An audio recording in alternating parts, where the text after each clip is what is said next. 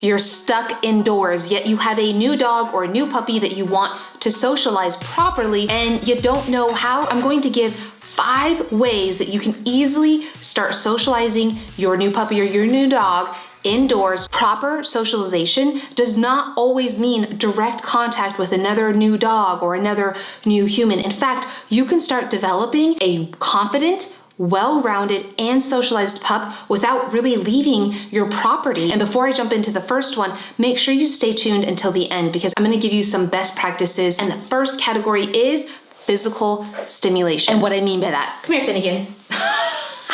We can do this laying down. Handling your dog and getting them used to being handled is not only a great way to socialize your dog, but it's critically important to their mental and physical health. In the future, at some point, knock on wood, but reality is your dog is likely going to need to go to the veterinarian. I do recommend holistic and integrative vets, by the way. Reality is your dog at some point in their life is going to have to be handled by a stranger, or you as the pet parent are going to have to handle them doing something that they don't love. Good boy. So you can start by touching their ears, opening them up, gently just feeling around, just like I'm doing here. Yes, good boy. And then stop and move on. Don't make a big deal about it. The reason this is important is eventually your dog's ear may need to be cleaned, or maybe the vet needs to look in there. And if they've never had their ear touched before, you can bet they're probably going to struggle. Also, looking at their teeth. Yes, good boy. Looking at their teeth. Yes, good boy. You could see that. Getting them used to having their mouth touched. I actually didn't do that enough with Finn when he was a puppy. And you can see how he yawned. He doesn't like his mouth touched. So you'll see he kind of fights away. So in that situation, if your dog's doing that, I don't grab him and go, yo, you need to let me touch your mouth. You just touch it. Yes, good boy. And you could even use some treats. See how he's doing this. Okay, wait. So you can just touch his nose. Yeah. Yes, good boy. And then you just reward and just move on. Looking at their paws.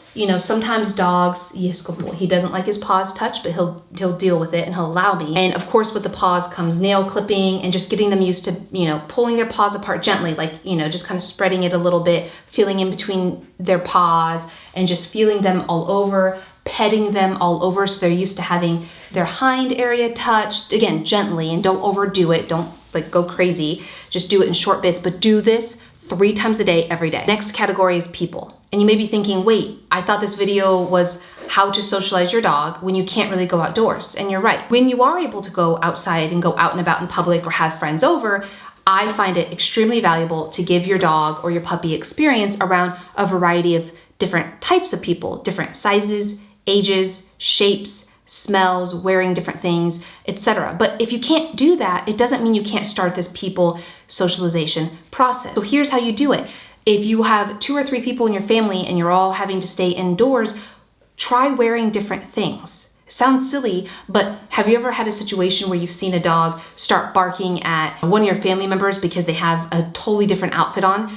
For an example, would be like a snowsuit. That can be scary for a dog if they're not used to seeing their human in an outfit like that. You can go into your closet and find clothing that you don't normally wear. Don't try to scare your dog. Maybe you put on a hat if you don't normally wear hats. And getting your dog used to seeing you come in and out in different outfits can actually really help them get used to seeing different types of people. If you have multiple people in your household, it is likely that there's only 1 or maybe 2 of you who primarily spend time with the dog. It's not always the case, but it's mostly the case. Have everybody equally work with your dog to get them used to different people and different training styles. Have everybody in the house spend 10-15 minutes a day working with your puppy, doing basic command and even just playing with them.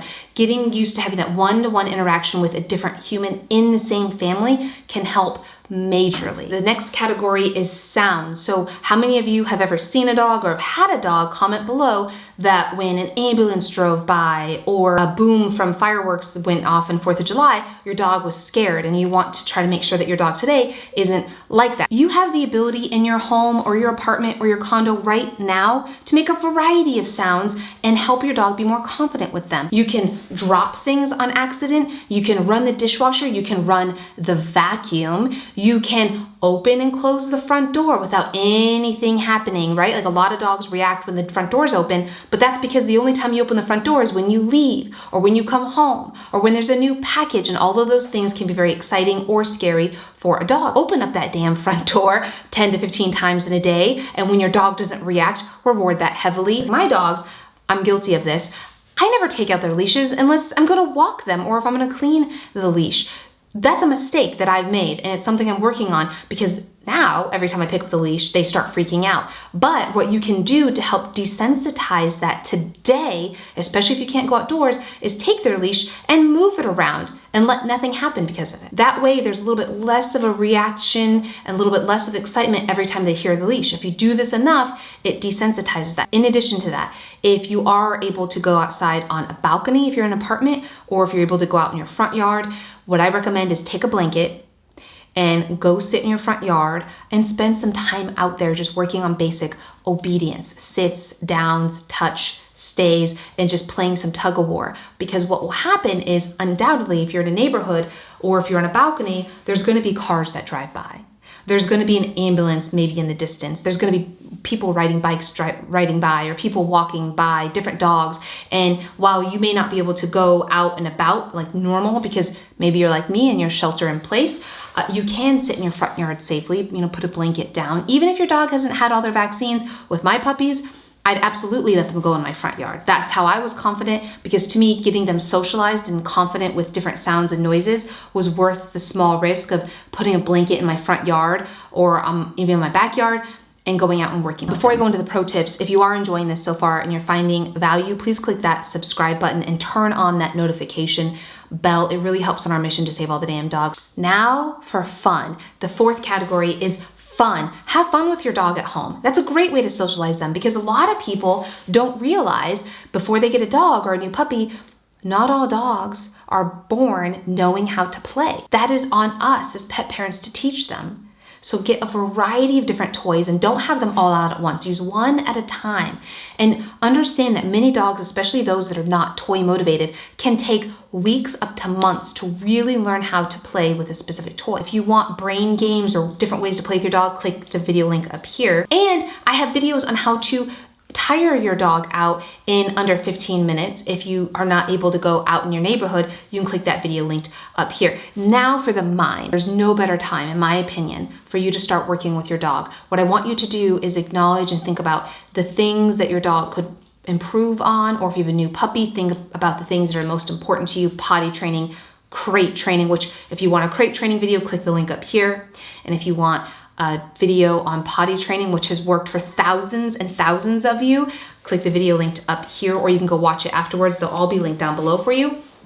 Now is the time to work on that stuff. Now is the time to perfect your sit. Now is the time to take your dog to every single room in your house, every single corner of your house, and work on that sit command. Get them to know sit and down, no matter the variety. Because again, dogs are very situational. I talked about that a lot. A sit to a dog in the backyard is different than a sit in the bathroom. One easy way to remember to do this effectively is go to every room and work in every room on every wall. So that's at least 4 different times you're gonna work on something in a room, because there's 4 walls.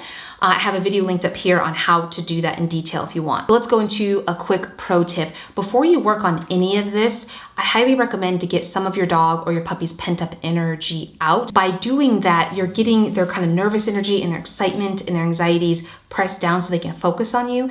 If you are using treats, which you don't always have to, right? Like you can use praise, you can use toys, try using their meal instead as rewards during all of this. Because the key here, right, is give them new and novel experiences and new and novel situations where the outcome is positive. And the way that you do that is you keep them focused on you during scary noises. If the vacuum is going and they're able to be in the next room without totally freaking out, work on sits, work on downs, work on touches, work on name recognition. I have tons of videos linked down below on different things you can work with them on. And what they're eventually going to learn is, okay, every time the vacuum is on, if I just focus on mom or dad or whoever you are, I'm gonna get positively reinforced. Because dogs love working. They need to have a job. If your dog negatively reacts, like you turn the vacuum on, they start freaking out and running around, that's not a good result, right? So you need to start farther away. Have the vacuum on in the far end of the house, and then you go to the opposite end, get as close as you can before your dog freaks out. And then that's when you start working with them. And if they freak out, another pro tip is do not coddle them like, oh, I'm so sorry. Just stop that noise or whatever that situation is, and then start over. Always start on a positive foot forward because you want to set your dog up for success. That's key in everything you guys do. Oh, and here's a best practice. Take a video or a picture of your dog doing anything we talked about today, then go into Facebook or Instagram and tag me at RachelFusaro. That's going to be a really good way to build a community of positivity, and we can really encourage each other and lift each other up. If you guys want a video on one of my favorite training tips, click the video linked right here. And if you want a video on what I recommend for healthy dog food or puppy food for your new dog, click the video linked right here. And I hope you have a beautiful